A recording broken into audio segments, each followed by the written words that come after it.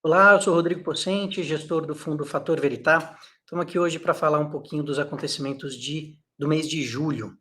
Eh, Acho que pontos importantes aí para a gente enfatizar foram a venda do CRI Lar Cooperativa, num volume de 5 milhões. Não é um volume muito grande, mas aí por conta de queda de taxa de juros, melhora de mercado, a gente está começando a ver os CRIs começando a ter um pouco mais de liquidez e possibilidade da gente fazer giro de carteira. Então, acho que é um movimento que a gente vai começar a ver com mais força nos próximos meses, com a melhoria de mercado. A gente já começou a aproveitar um pouquinho esse movimento com essa venda. Vendemos 100% das nossas cotas no HGCR. A ideia é a gente diminuir um pouquinho a exposição em outros fundos e fazer aí investimentos em outras oportunidades que venham a aparecer.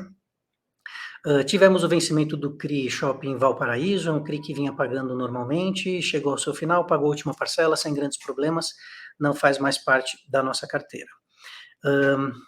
Fechamos o mês, então, com uma reserva de 37 centavos por cota, um caixa de 57 milhões aproximadamente. Esse caixa vai ser utilizado para pagamento dos dividendos e o restante do caixa, que pelo PL do fundo acaba sendo pequeno, a gente vai aproveitar aí para fazer frente aí a algumas oportunidades que possam aparecer aí ao mercado.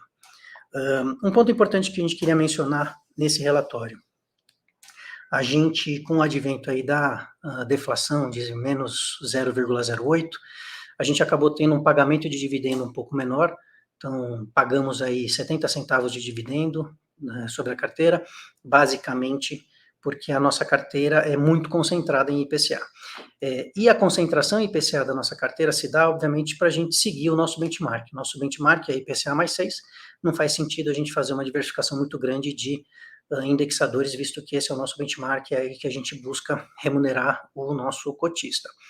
Pontos importantes que a gente queria frisar: uma deflação ou uma inflação baixa gera um dividendo um pouco mais baixo, mas, por outro lado, gera na nossa vida uma vantagem muito grande. A gente tem aí a inflação elevada, ela corrói nosso poder de compra, a inflação sob controle, ela não corrói nosso poder de compra. Então, é importante a gente olhar para a carteira e entender que sem a inflação, né, com a inflação, a gente acaba compensando o nosso poder de compra com o ganho no rendimento do nosso investimento.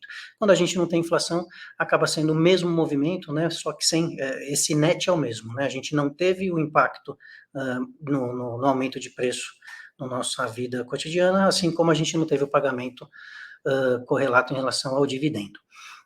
E aí o que sobra é realmente o juro, né? Então a gente teve aí por volta de 70 centavos de geração de dividendo, de receita para pagamento de dividendo, o que é o IPCA+, né? O que é o mais em relação dentro dessa conta. Boa parte da nossa carteira é em IPCA, 91% aproximadamente da carteira em IPCA. E outro ponto importante de se comentar é que o impacto nos rendimentos, o impacto na nossa carteira, ela se dá em média depois de 2 meses. Isso por quê? Porque a maioria dos CRIs, eles são estruturados com uma defasagem de 2 meses para pagamento da correção monetária, ou seja, a gente observa sempre o IPCA de 2 meses atrás. Isso por questões operacionais, para a gente conseguir ter tempo de calcular o pagamento. A gente, que eu digo, né, os estruturadores, né, mas quem faz esse trabalho é a própria securitizadora, então eles precisam ter um tempo para poder verificar qual que foi a correção daquele mês e repassar isso nas operações que eles têm. Então, esse é um ponto aí que a gente queria enfatizar bastante para vocês. Dando sequência aqui à apresentação, o ponto mais importante aqui desse slide é realmente a distribuição por cota, que já comentei agora há pouco, os nossos 70 centavos. Sobre esse slide aqui é importante comentar aí a manutenção da negociação da cota no mercado secundário. A gente vinha de um momento no final do ano passado aí que a média era 50, 55 milhões, a gente passou a ter uma diminuição dessa média aí em relação à liquidez da cota no secundário. Isso se deu muito por conta da queda do valor da cota a mercado. Quando o valor da cota fica muito baixo, obviamente que quem tem aquela cota num valor mais alto não quer vender para não realizar prejuízo, então isso acaba diminuindo um pouco a parte da oferta e não a parte da demanda, mas esse descompasso acaba gerando um pouco menos de liquidez, a gente provavelmente vai ver essa liquidez aumentando aí nos próximos meses pelo aumento do valor da cota que a gente vem observando, muito por conta da queda de taxa de juros que a gente já vai falar mais para frente. Esse slide aqui só a gente comenta, de novo, a nossa tese de alocação. A gente faz aqui uma diversificação muito importante na carteira. Apesar de sermos um fundo imobiliário, a gente consegue fazer operações de dívida, operações de CRI, não necessariamente no setor imobiliário. Então, a gente consegue observar aí que o setor dos devedores que a gente tem são os mais diversos. Alguma concentração em construção civil é natural, mas a gente tenta diversificar ao máximo. Assim como o securitizador, a gente diversifica o máximo que a gente pode para não incorrer em nenhum risco operacional ou algum risco de concentração. Sobre os tipos de ativo na carteira, comentei um pouquinho anteriormente, a gente tem uma concentração grande em IPCA. Aquele 91% que eu comentei, obviamente, somando o que a gente tem de IPCA, de CRI em IPCA, mais parte da nossa carteira de fundos imobiliários, que também tem uma concentração em IPCA, e muito pouca coisa aqui em IGPM, né? O outro grande indexador é o CDI, por volta de 5,7% da carteira é indexada a CDI. E tipos de ativo, a gente vem diminuindo aí um pouquinho a nossa exposição a fundos imobiliários, conforme a gente consegue ter liquidez via preço, obviamente sem realizar prejuízo, e o restante em CRIs.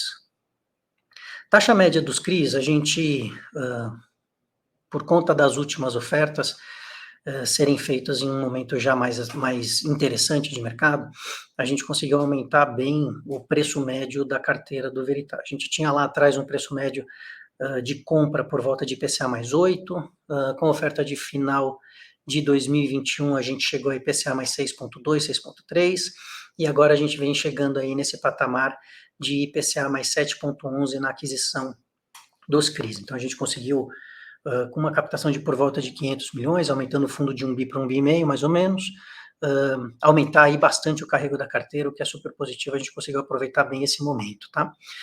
Também fizemos algumas alocações em CDI, aumentamos um pouquinho a parcela do fundo em CDI, mas CDI não tem tanta volatilidade em relação à marcação ao mercado e taxa de aquisição. E como eu disse, IGPM e GPDI são pouquíssimas operações dentro da carteira, e a gente vem cada vez mais se desfazendo e não comprando novas operações com esses indexadores. Aqui sobre a nossa tabelinha de sensibilidade, né? Muitos players vêm mostrando a tabela de sensibilidade, como é que ela vem se comportando. Aqui é importante mencionar, apesar da gente ter muito interesse em mostrar essa tabela quando a cota está muito baixa, a gente vem vendo a cota ganhando preço e ainda assim a carteira podendo gerar um bom rendimento para o cotista. Então a nossa cota fechou ali em R$ 93, mais ou menos, no final aí de julho. A gente com R$ 93 consegue ter um carrego de carteira de IPCA mais 8,68.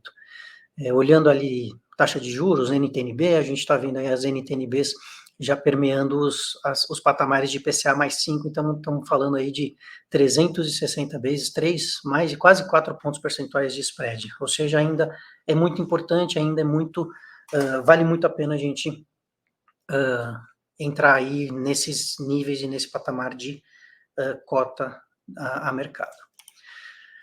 Falando um pouquinho então de mercados e tendências, a gente vê aí o arrefecimento da inflação, consequentemente o arrefecimento da inflação.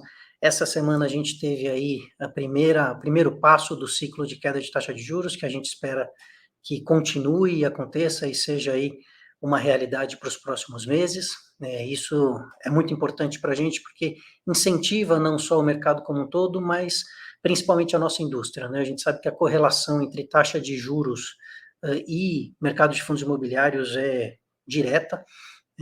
Taxa de juros alta, existe uma dificuldade de crescimento do nosso mercado, taxa de juros baixa, existe um incentivo interessante. Então a gente espera aí ver esse mercado aumentando, crescendo e amadurecendo cada vez mais, e esse novo ciclo pode fazer frente a esse momento. Então é isso que a gente tinha para falar aí sobre o relatório do Veritas de julho. Se você gostou desse conteúdo, se inscreva no canal, ative o sininho e nos siga nas redes sociais. Obrigado, até a próxima.